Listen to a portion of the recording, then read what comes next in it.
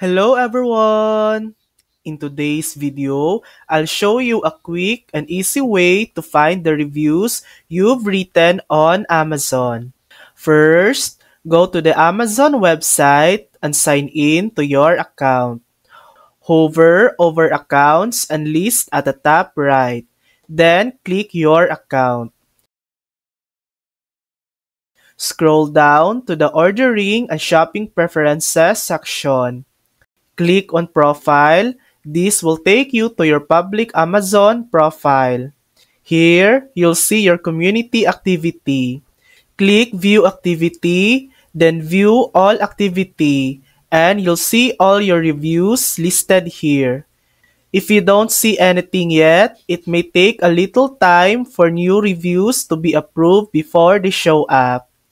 And that's it. That's how to find your reviews on Amazon. Thanks for watching! If this video helped you, please like and subscribe for more helpful tutorials.